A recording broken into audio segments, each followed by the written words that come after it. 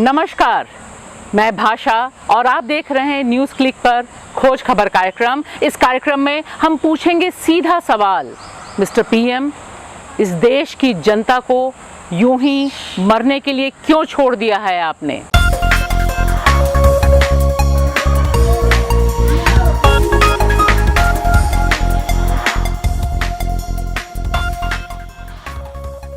कार्यक्रम की शुरुआत हम करेंगे एक सुकून भरी खबर से जो आ रही है अमेरिका से, जहां पिछले कुछ समय से हम देख रहे हैं बहुत ही तगड़ा संघर्ष चल रहा है रेसिज्म के खिलाफ, नस्लवाद के खिलाफ। वहां पर जॉर्ज फ्लॉयड की जो हत्या हुई, उस मामले में 4 जो पुलिसकर्मी थे जो दोषी पाए गए थे, उनके खिलाफ कम से कम आरोप तय हो गए हैं और आरोप बहुत गंभीर ढंग से तय हुए हैं। और इसे लेकर आंदोलनकर्ताओं में एक बात का सुकून है कि संघर्ष करने से, लड़ने से कुछ तो मिलता ही है।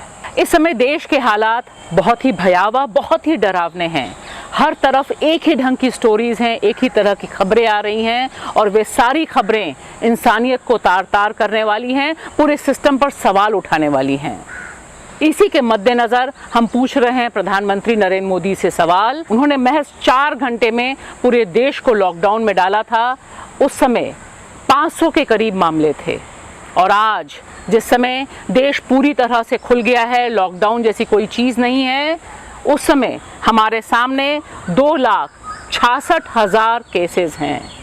मौतों का आंकड़ा भी लगातार बढ़ रहा है। जब देश लॉकडाउन में गया उस समय 9 से 10 मौतें हुई थी और आज अगर हम अपने अगल बगल में देखें, आप अपने अगल बगल में देखें तो हर जगह एक ही तरह की कहानी, एक ही तरह की मौतों का ब्यौरा, एक ही तरह से अस्पतालों का इनकार करना, सब कुछ हमारे सामने आ रहा है।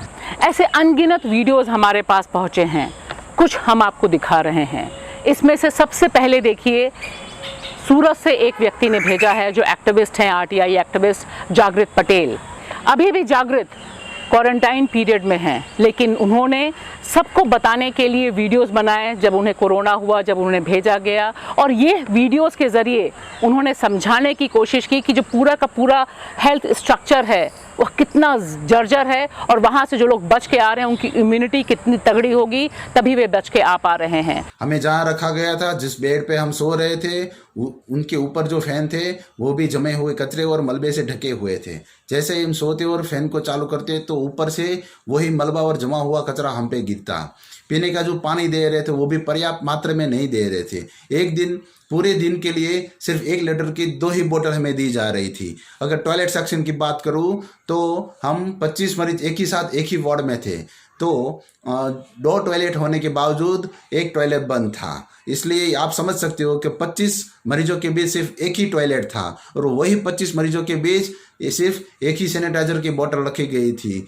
मैं इसी दौरान इसी असुविधाओं के साथ सोच रहा था कि ये हमारे इलाज के लिए अस्पताल है या अभियुक्तों को दंडित करने के लिए काल कोठरी। इसी तरह का एक वाकया दिल्ली में जो वरिष्ठ पत्रकार हैं, जिनको इस समय आप देख रहे होंगे स्क्रीन पर, उन्होंने भी बताया कि किस तरह से जब उनकी खुद की रिश्तेदार कोरोना से ग्रसित हुई, उनको बचाने के लिए वे अस्पताल तक के दरवाजे नहीं खुलवा पाए, बहुत देर हो गई और उन्हें अपनी रिश्तेदार से हाथ धोना पड़ गया। यहाँ पे बात सिर्फ जिंदा लोगों की ही नहीं, यहाँ जो ट्रेजेडी है वो उससे बाहर भी है, उसके आगे भी है। यह ट्रेजेडी हमारे अपने परिजनों की लाशों के साथ भी हो रही है। लाशों के अंबार लगे हुए हैं, अस्पतालों की मॉर्चुरीज भरी हुई हैं, एम्बुलेंसेज में जहाँ एक डेड बॉडी को जाना चाहिए था वहाँ पर 20-20 जा रही हैं। दिल्ली में 2 लोग जिनका नाम एक है, मोइनुद्दीन, उनकी मौत कोरोना से होती है, अस्पताल में मौत होती है और उनके परिजन पहुंचते हैं लाश के पास ताकि उसका अंतिम संस्कार किया जा सके। एक व्यक्ति को उसके पिता की लाश के नाम पर 2 बार लाश दे दी जाती है। पहली बार लाश मिलती है, वे उसे दफना देते हैं, फिर अस्पताल से फ़ोन आता है और बताया जाता है कि वो लाश आपके पिता की नहीं थी, यह दूसरी लाश आपके पिता की है। और वहीं उसी समय उस व्यक्ति का इंतज़ार, उस व्यक्ति की लाश का इंतज़ार उसके घर वाले कर रहे थे और घर में एक और ट्रेजेडी तब तक हो चुकी थी। उनकी पत्नी को जैसे ही पता चला कि उनके शौहर का निधन कोरोना से हो गया है, उन्होंने वहीं दम तोड़ दिया। उन्हें हार्ट अटैक आया और उनका निधन हो गया। लेकिन इस परिवार की किस्मत में अस्पताल की वो बेरुखी लिखी थी कि वहाँ पर लाश नहीं पहुँच पाई। लगातार 4-5 दिन तक वो परिवार वाले कोशिश करते रहे कि बड़े भाई की लाश मिल जाए, लेकिन लाश नहीं मिली और बाद में पता चला कि किसी और व्यक्ति ने उसे अपना पिता समझ के दफना दिया है। परिवार वाले तब तक थक चुके थे और उन्होंने सोचा कि जहां वे दफनाए गए हैं उन्हें वहीं छोड़ दिया जाए।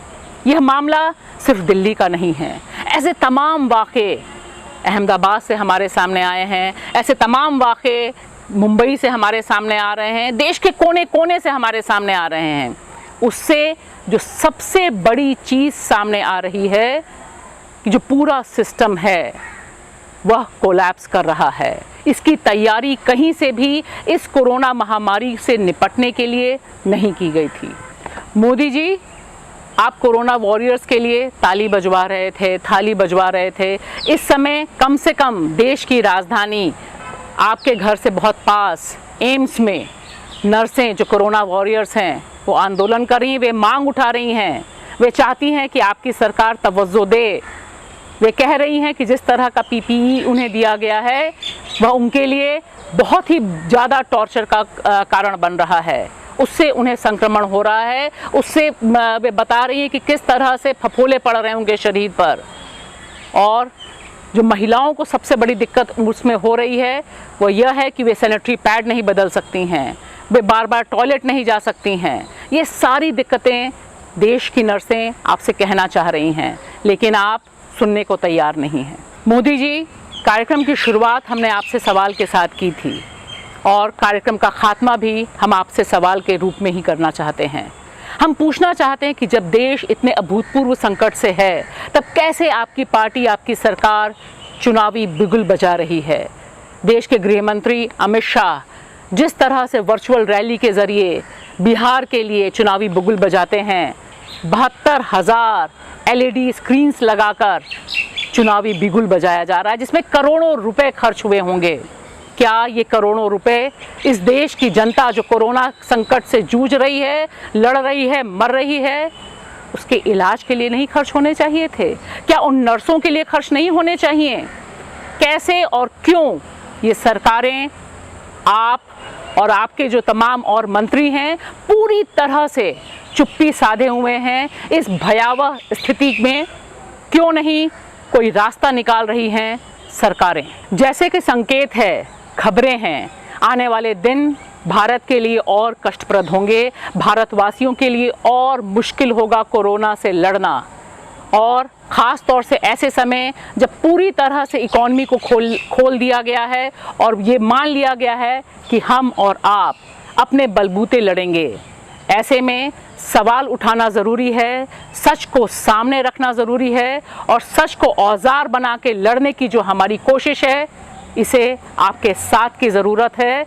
देखिए, लाइक करिए, खोज खबर लोगों तक पहुंचाइए ताकि सच को ज़िंदा रखा जा सके। शुक्रिया।